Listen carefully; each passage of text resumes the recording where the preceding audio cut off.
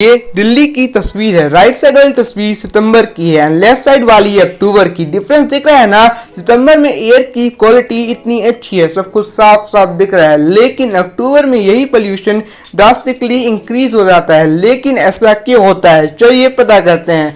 लेकिन अभी तक चैनल को सब्सक्राइब नहीं किया है तो सब्सक्राइब कर लीजिए और बेल आइकन को प्रेस कर दीजिए।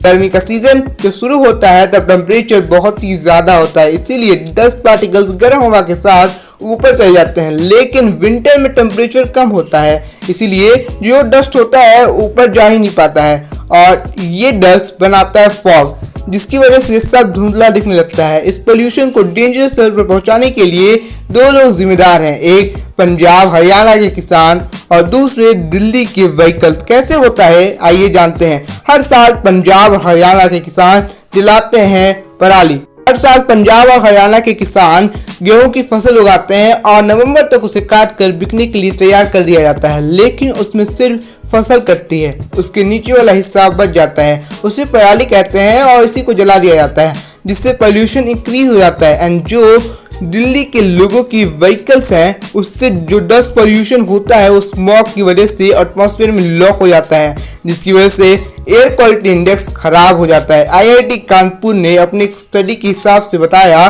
कि PM 2.5 का 20% इन व्हीकल्स की वजह से होता है। पराली और दिल्ली की गाड़ियां दिल्ली की हालत को और भी खराब कर देती हैं। लेकिन इसका सोल्यूशन क्या है?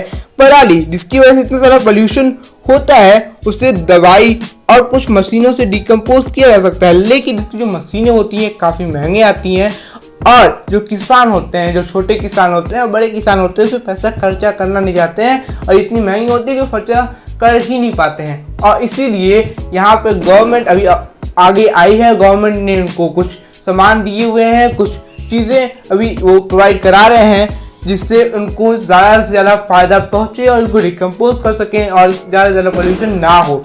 लेकिन ये एक छोटा स्टेप है। गवर्नमेंट ने ऑड एंड इवन भी शुरू किया है, जिससे कार की आवाजाही को कंट्रोल किया जा सके, कार को कंट्रोल किया जा सके। क्योंकि दिल्ली में काफ़ी ज़्यादा डीजल कार्स हैं, जो डीजल कार्स हैं काफ़ी ज़्यादा खतरनाक हो जाती है एटमॉस्फेयर के लिए विंटर में, क्योंकि ये काफ़ी ज़्यादा पोल्यूशन करती हैं दिल्ली में, जिसकी वजह से वो काफ़ी ज़्यादा खतरनाक हो जाती हैं। इतना ही नहीं, जो वहाँ पे कंस्ट्रक्शन होता है उसका भी बहुत इंपॉर्टेंट फैक्टर होता है दिल्ली के पोल्यूशन में। दिल्ली सबसे ज़्यादा पोल्यूटेड सिटी है इंडिया में, क्योंकि वहाँ पे काफ़ी ज़्यादा कंस्ट्रक्शन का वर्क होता है, जैसा हम जानते हैं, और जिसकी वजह से वो पोल्यूशन और भी ज़्यादा इंक्रीज हो जाता है। एटमॉस्फेयर में लॉक होने की वजह से काफ़ी बहुत ही ज़्यादा ड्रास्टिक चेंज आता है और वहाँ के एटमॉस्फेयर में PM 2.5 काफ़ी ज़्यादा नीचे गिर जाता है, पोल्यूशन लेवल काफ़ी ज़्यादा नीचे गिर जाता है और लोगों को मास्क तक लगाना पड़ जाता है।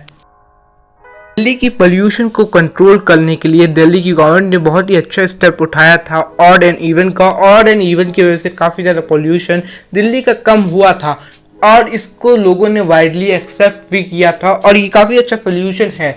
लेकिन सिर्फ यही एक सोल्यूशन है ऐसा नहीं है, हमको भी स्टेप उठाने पड़ेंगे, क्योंकि दिल्ली को हर बार बिना कोरोना वायरस के मास्क लगाना पड़ता है। हर बार दिल्ली को मास्क लगाना पड़ता है और हर बार दिल्ली को यहाँ पर सफ़र करना पड़ता है और इसका सोल्यूशन दिल्ली वाले खुद निकाल सकते हैं। और इसके लिए दिल्ली गवर्नमेंट के साथ साथ दिल्ली वालों को भी दिल से काम करना पड़ेगा। और आज के इस वीडियो में इतना ही। चैनल को सब्सक्राइब नहीं किया, सब्सक्राइब करके बेल आइकन को प्रेस कर देना। मैं मिलूंगा आपको अगली वीडियो में, तब तक के लिए बाय बाय।